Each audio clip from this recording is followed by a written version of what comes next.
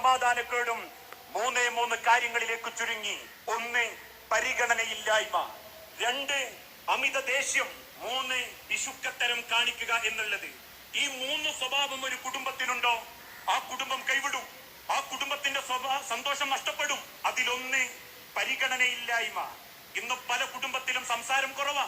വീട്ടിലെത്തിയാൽ ഭർത്താവ് ഫോണിന്റെ മുൻപിൽ. പലപ്പോഴും പെൺമക്കളും ഭാര്യമാരും പറയും, ഞാൻ പറഞ്ഞു കേട്ടോ, നിങ്ങളെ ഫോണൊന്നും അവിടെ വെക്കി. ആ ഫോൺ വെക്കുമ്പോഴേക്കും 100,000 കാര്യം അങ്ങനെ ഉണ്ടായിരുന്നു ഇങ്ങനെ ഉണ്ടായിരുന്നു. വേണ്ട, കുടുംബത്തിൽ തുറന്ന സംസാരത്തിന് സമയം കണ്ടെത്തണം, പരിഗണന കൊടുക്കണം, അവൾക്കുള്ള സമയം കൊടുക്കണം, അവരുടെ വാക്കുകൾ ശ്രദ്ധിക്കണം. ഒരല്പസമയമെങ്കിലും ഫോണ് ലാപ്ടോപ്പ് മാറ്റി വെക്കണം, എങ്കിലേ കുടുംബം രക്ഷപ്പെടൂ. ഫോണ് മോശം എന്നെ വാക്കിനെ ദുർവ്യാഖ്യാനിക്കേണ്ട.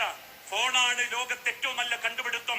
ഈ ഫോണ് കൊണ്ട് തന്നെയാ കുടുംബം തകർന്നുകൊണ്ടിരിക്കുന്നതും. പല കുടുംബത്തിലും സംസാരിക്കാൻ ആളെ കിട്ടുമ്പം പണ്ട് കൂടെ പഠിച്ച 10ാം ക്ലാസിന്റെ ഗെറ്റുഗതറിന് ഒരു ഹായും കൂയും കിട്ടി വിഷമങ്ങൾ അന്വേഷിക്കുന്നതിന്റെ അഭിനയത്തിന്റെ തോന്നലുകളും അഭിനയത്തിന്റെ പൊലിപ്പിക്കലും കാണുമ്പോ കുടുംബത്തിലെ പെൺകുട്ടികൾ അതിന്റെ പിന്നാലെ പോകുന്നത് എന്തുകൊണ്ടാ?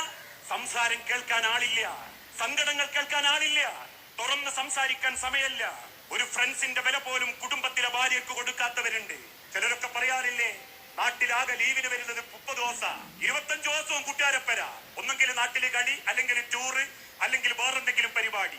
എനിക്ക് എന്റെ വീട്ടിലൊന്ന് പോകണമെങ്കിലോ എന്റെ കുടുംബക്കാരെടുത്തൊന്ന് പോകണമെങ്കിലോ സമയം കിട്ടാത്ത അവസ്ഥ. ഒരു ഫ്രണ്ട്സിന്റെ പരിഗണന പോലും എന്റെ ഭർത്താവ് എനിക്ക് തരുന്നില്ല എന്ന് ഒരു വീട്ടിലെ പെണ്ണ് ആശങ്കപ്പെടുന്നുണ്ടെങ്കിൽ, എത്ര അധ്വാനിച്ച കുടുംബം പോറ്റുന്നവനാണെങ്കിലും അവനൊരു നല്ല ഭർത്താവാണെന്ന് അള്ളാന്റെ ഹബീബായി നബി തങ്ങൾ പഠിപ്പിച്ചിട്ടില്ല. കുടുംബക്കാർക്കിടയിൽ പരിഹസിക്കുന്നവരുണ്ട്, പെണ്ണിനെ പരിഹസിക്കും, നാട്ടുകാർക്കിടയിൽ കുറ്റപ്പെടുത്തും, ഉണ്ടാക്കുന്ന ഭക്ഷണങ്ങൾക്ക് പോലും കുറ്റപ്പെടുത്തും, ഒറ്റപ്പെടുത്തും. കുടുംബത്തിൽ സംസാരങ്ങൾ ഉണ്ടാകുമ്പോ, കുടുംബ ജീവിതത്തിൽ ഒറ്റപ്പെടലുകളൊക്കെ ഉണ്ടാകുമ്പോ ആകെ സംരക്ഷിക്കാൻ കഴിവ് അല്ലെങ്കിൽ സംരക്ഷിക്കേണ്ടതാരാ? ഭർത്താക്കന്മാര്. അവര് പോലും പരിഹസിക്കുകയും ഒറ്റപ്പെടുത്തുകയും ഒറ്റിക്കൊടുക്കുകയും ചെയ്യുന്നുണ്ടെങ്കിൽ പരിഗണനയാണ് മനുഷ്യരെ കുടുംബത്തിന്റെ സമാധാനം.